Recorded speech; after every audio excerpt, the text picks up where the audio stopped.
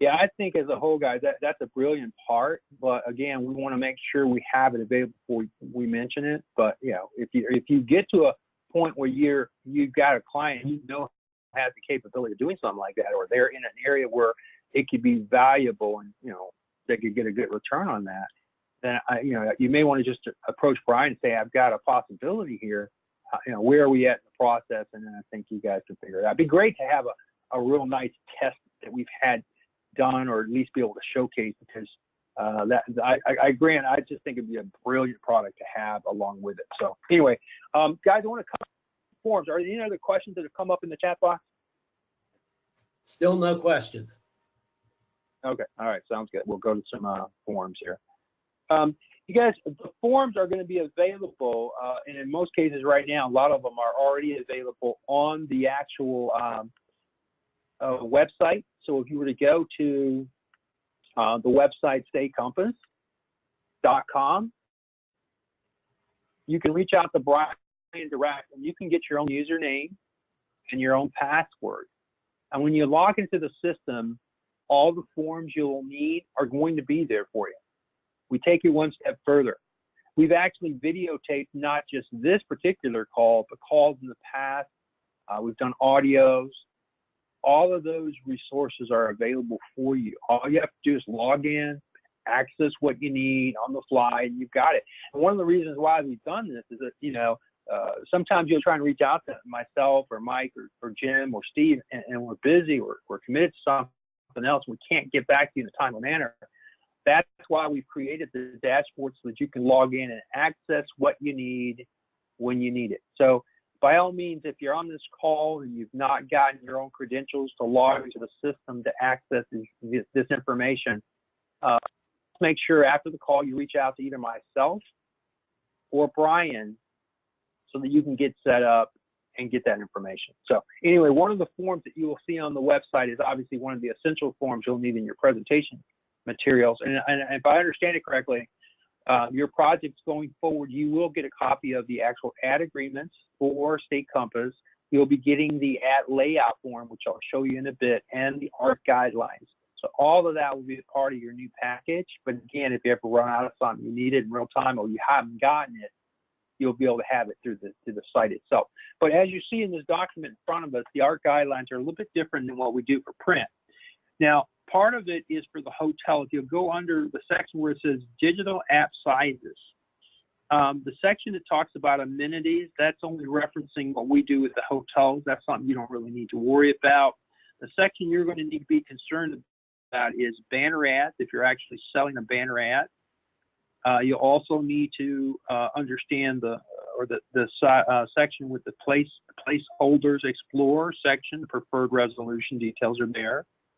Obviously, we're going to need a logo, so the size of their logo, and again, the details of their logo information we will need.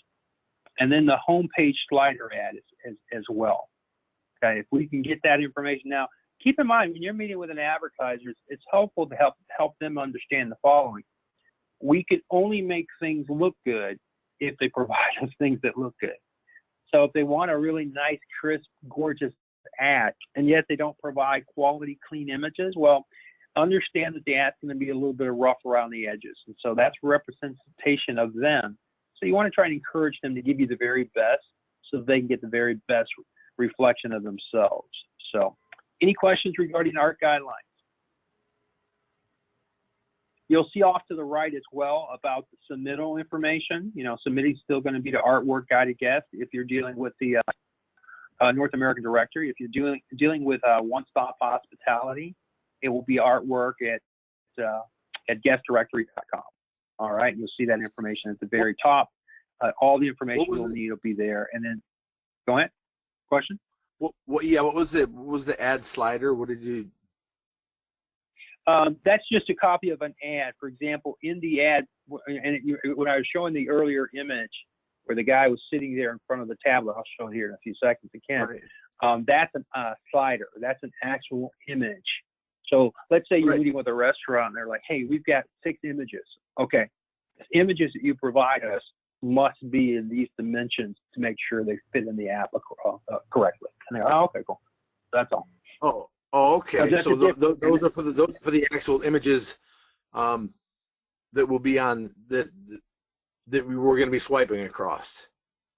That's correct, yeah. And keep in mind, these are different sizes than the print. So even though you're meeting with an advertiser who currently buys from us in print, what they're providing us in image sizes is different. That's why it's valuable that they see this document. You go through it with them. All right. Okay. A lot of times, if they don't understand it, what they'll do is they'll just think, well, the images I provided for print should do. Well, not really. They will make your ad look a little different, clunky. We don't want it to look clunky. We want it to look clean. So that'll help. All right. Any questions regarding the art guideline?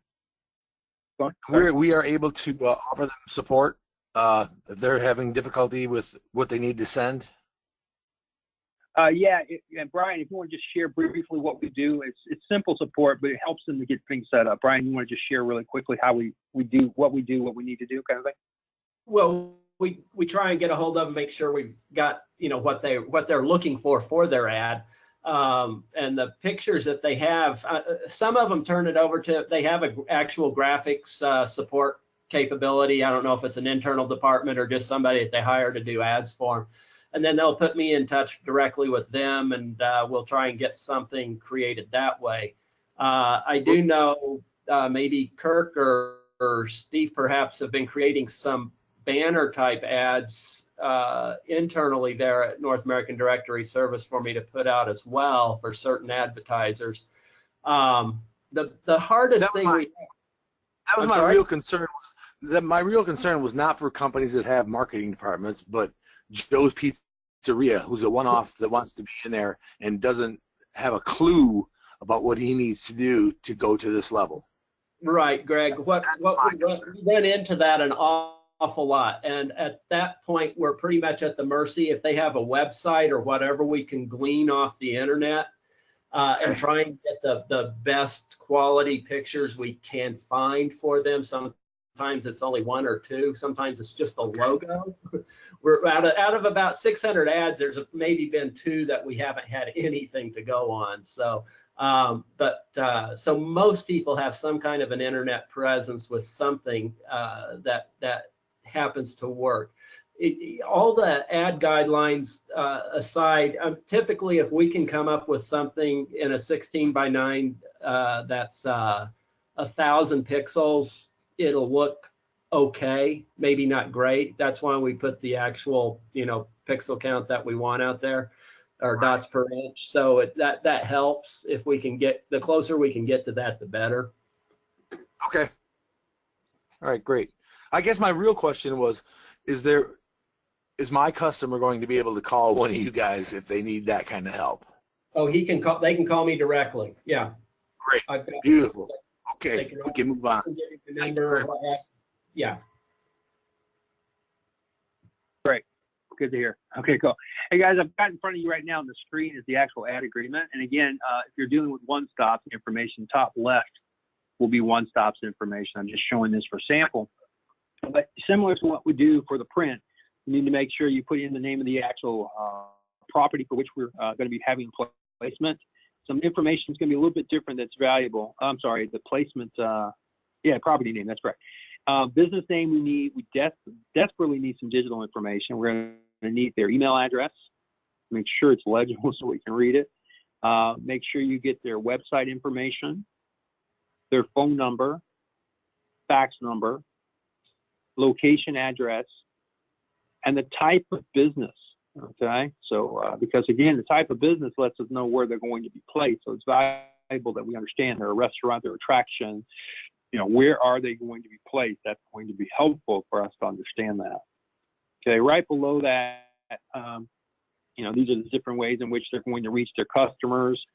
We need to know, what are they buying? Are they going to be buying? And right now in this current agreement, I know that we're going to be working on a new one in the future. We don't really have a section right now that says it's preferred, explore, or a banner ad. So what I ask that you do is one of the clear spots right where we're above where their business name is, just write in there one of those 3. Is it an explore ad? Is it a preferred ad? Is it a preferred ad and the banner? Just let us know that by denoting that right above where the business name is. That would be very helpful for us.